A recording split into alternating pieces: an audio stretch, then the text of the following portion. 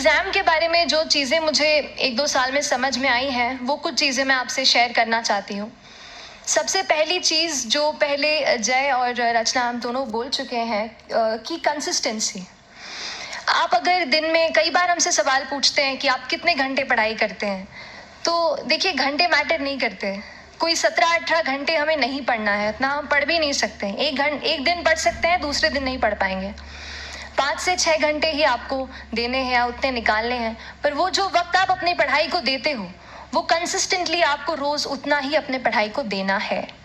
Consistency is the key, that is the first and the most important thing जो आपको ध्यान में रखनी है। दूसरी चीज़ इस एग्ज़ाम में मुझे लगता है इक्वली इम्पॉर्टेंट है, क्योंकि ये जर्नी लंबी होती है। जैसे एग्ज़ाम ही 1 साल तक चलती है, आप प्रीलिम्स देते हैं, फिर आप मेंस देते हैं, आप इंटरव्यू में जाते हैं पर्सनालिटी टेस्ट के लिए। तो एग्ज़ाम 1 साल तक खुद चलती है। उसके पहले मान लीजिए आप 1 डेढ़ 2 साल पहले से प्रिपेयर कर रहे हो, तो ये जर्नी काफ़ी लंबी रहती है। उस जर्नी में मेंटली अपने आप को मोटिवेट रखना, अपने आप को बूस्ट करते रहना, वो भी इक्वली इम्पॉर्टेंट है। और इसीलिए अपने आप पर भरोसा बेहद ज़रूरी है।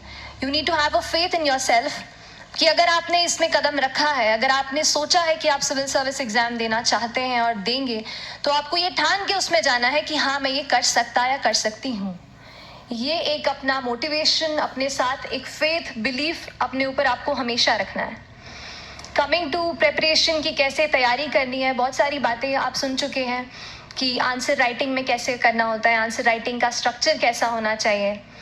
तो मैं शुरू में सबसे पहले ये कहूँगी कि मेरे प्रिपरेशन का बेस 2 चीज़ें रहीं। पहला था करंट अफेयर्स। करंट अफेयर्स इसलिए मैंने उसको उसी से शुरुआत की क्योंकि करंट अफेयर्स सबसे इंटरेस्टिंग पार्ट होता है। कई बार आपको हिस्ट्री कभी बोरिंग लगेगी, कई बार आपको लगेगा ज्योग्राफी इतना, कभी हर किसी के अपने अपने फेवरेट्स होते हैं। तो मुझे वो 2 सब्जेक्ट्स लगते थे कि यार इतना मन नहीं करता है, लेकिन न्यूज़पेपर्स और करंट अफेयर्स में जो भी नया चल रहा है वो मुझे हमेशा इंटरेस्टिंग लगता था।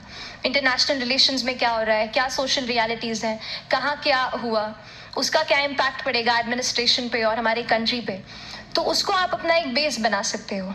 आप करंट अफेयर्स बेस्ड प्रिपरेशन कर सकते हैं, इसलिए भी क्योंकि अगर आप मेंस एग्जाम देखेंगे तो काफ़ी डायनामिज्म आ गया है। केवल प्रीलिम्स में नहीं बल्कि जनरल स्टडीज़ पेपर 2, पेपर 3 में भी आप देखेंगे कई सारे ऐसे सवाल हैं जो करंट इवेंट्स से इंस्पायर्ड होते हैं, उन पे बेस्ड रहते हैं। तो जब आप न्यूज़पेपर बेस्ड, करंट बेस्ड पढ़ाई करते हैं तो वो आपका प्रिपरेशन वहाँ से भी कवर हो सकता है। दूसरी जो चीज़ मैंने जिस पे बहुत फोकस किया वो थी आंसर राइटिंग। तो आंसर राइटिंग का जैसे खान सर बता रहे थे कि आंसर राइटिंग की प्रैक्टिस बहुत की, तो उसके पीछे मेरा ये था कि जब मैं हमेशा प्रीलिम्स का कोई भी पेपर टेस्ट देती थी, हम मॉक टेस्ट देते हैं, तो मॉक टेस्ट देती थी तो हमेशा मेरे मार्क्स करीब 90 टू 110, 120, इससे ऊपर मेरे कभी मार्क्स नहीं जाते थे।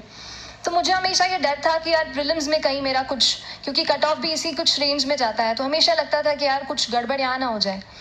लेकिन जब मैंने आंसर राइटिंग की और मेंस एग्जाम के बारे में जाना, तब मुझे लगा कि आंसर राइटिंग एक ऐसी चीज़ है, मेंस एक ऐसा फेज है सिविल सर्विस एग्जाम का जहाँ पे आप अच्छे से तैयारी कर सकते हैं। And if you have written the answers, if you know कि you have covered the points well, if you have included उसमें कुछ आपने facts, international reports, government schemes, आपने कुछ ऐसे उसमें सॉल्व भी डाला है, तो जो रिजल्ट आएगा वो सेटिस्फैक्ट्री ही आएगा, अच्छा ही आएगा। तो मेंस एक ऐसा पार्ट है जिस पे आप काफ़ी बैंक ऑन कर सकते हो।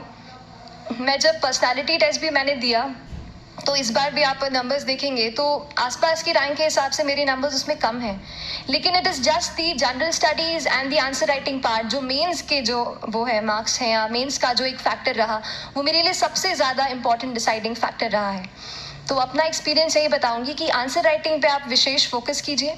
जैसा स्ट्रक्चर आपको बता ही चुके हैं कि इंट्रोडक्शन में कैसे आपको शॉर्ट रखना है, बॉडी एंड देन कंक्लूजन, उसमें छोटी चीज़ जैसे मैं अभी मेंशन कर रही थी, आप एक इंश्योर कीजिए कि देखिए जो भी एग्जामिनर आपकी कॉपी चेक कर रहे हैं वो दिन में 10, 15, 20 कॉपीज चेक कर रहे हैं, तो उन सब से आपको अलग कैसे आप अपनी कॉपी दिखा सकते हो, ये चीज़ आपका प्रेजेंटेशन और आप जिस तरीके से आंसर लिखते हो कंटेंट को, वो मैटर करेगा।